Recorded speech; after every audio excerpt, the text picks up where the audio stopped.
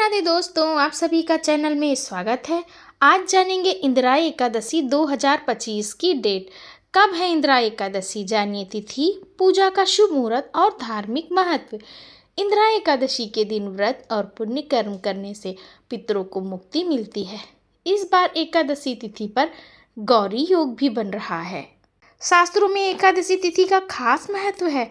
आपको बता दें कि वैसे तो हर महीने 2 एकादशी तिथि आती हैं, लेकिन पितृपक्ष में आने वाली एकादशी तिथि को इंदिरा एकादशी कहा जाता है। इस एकादशी को अत्यंत पवित्र और महत्वपूर्ण माना जाता है। ऐसी मान्यता है कि इस दिन व्रत करने और श्राद्ध तर्पण करने से पितरों का आशीर्वाद प्राप्त होता है, साथ ही उन्हें मुक्ति के साथ मोक्ष मिलता है। वहीं इस दिन गौरी योग, शिव योग और परिग योग बन रहा है, जिससे इस दिन का महत्व और भी बढ़ गया है। आइए जानते हैं कब है इंदिरा एकादशी का व्रत, तिथि और शुभ मुहूर्त के बारे में। इंदिरा एकादशी तिथि पंचांग के अनुसार अश्विनी मास के कृष्ण पक्ष की एकादशी तिथि 17 सितंबर को देर रात 12:21 पर शुरू होगी और 17 सितंबर को देर रात 11:39 पर समाप्त होगी।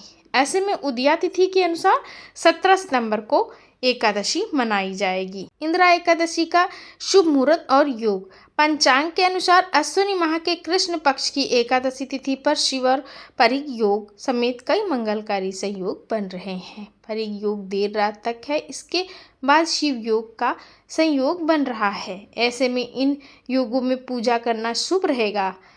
इस दिन गौरी योग का शुभ संयोग रहेगा। चंद्रमा अपनी स्वराशि कर्क में विराजमान रहेंगे, जिससे गौरी योग बनेगा। ऐसे में व्रत और श्राद्ध कर्म करने वालों को पुण्य फल की प्राप्ति होगी। इंदिरा एकादशी की महत्व जानते हैं।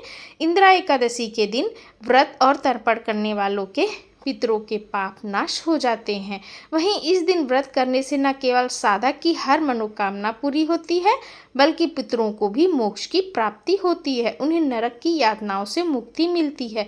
इसलिए इस दिन तर्पण और पिंडदान करने का विधान है। ऐसा कहा जाता है कि इस व्रत को करने से किसी कारण से नरक में पड़े हुए पितरों को मुक्ति मिल जाती। वहीं इस व्रत को करने से व्यक्ति को वैकुंठ धाम की प्राप्ति होती है। अब जान लेते हैं अश्विनी मास 2025 की एकादशी पूजा विधि। सुबह उठकर स्नान करना, भगवान विष्णु की मूर्ति या तस्वीर स्थापित करना, पंचामृत से अभिषेक करना, पीले फूल, चंदन, तुलसी दल, धूप, दीप और फल मिठाई अर्पित करें।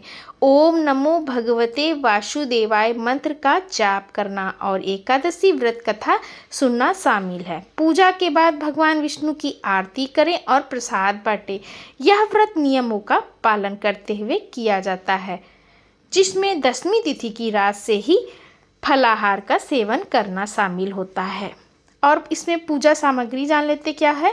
भगवान विष्णु की मूर्ति, तस्वीर, पीले वस्त्र, फूल, चंदन, अक्षत, तुलसी दल, धूप, दीप, घी, फल, मिठाई, पंचामृत का सामान जो होता है, दूध, दही वगैरह। सुबह ब्रह्म मुहूर्त में उठ के व्रत का संकल्प लें।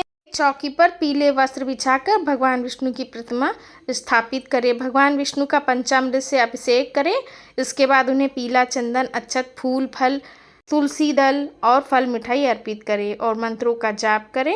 एकादशी व्रत की कथा जरूर करें, आरती करें और भोग लगाएं। पारण अगले दिन द्वादशी तिथि पर व्रत का पारण करें, क्योंकि इसके बिना व्रत अधूरा माना जाता है। और जान लेते हैं पारण का मुहूर्त क्या है। 18 सितंबर 2025 को सुबह 6:07 से 8:34 तक के बीच का होगा। यह व्रत अश्विनी मास के कृष्ण पक्ष में आता है और पितृपक्ष के दौरान किया जाता है। तो ये था पारण कब करना है। और अब जान लेते हैं व्रत के नियम क्या होते हैं। इंदिरा एकादशी के मुख्य नियम। दशमी के दिन से शुरुआत की जाती है। एकादशी व्रत के नियमों का पालन एक दिन पहले यानी दशमी तिथि से ही शुरू करना चाहिए। इस दिन बाल धोकर स्नान करें और संयम बरतें। ब्रह्म मुहूर्त में स्नान करना चाहिए। सूर्य नारायण को स्नान के बाद सूर्य देव को अर्घ्य देना चाहिए। पूजा की तैयारी, पूजा स्थल को साफ कर लें।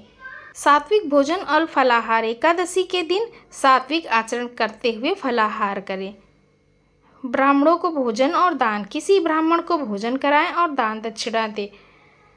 तो दोस्तों यह थी जानकारी इंदिरा एकादशी व्रत की। अगर जानकारी अच्छी लगी हो तो लाइक करिएगा, चैनल पे नए हैं तो सब्सक्राइब कर लीजिएगा। मिलते हैं मेरे अगले वीडियो में, तब तक के लिए राधे राधे।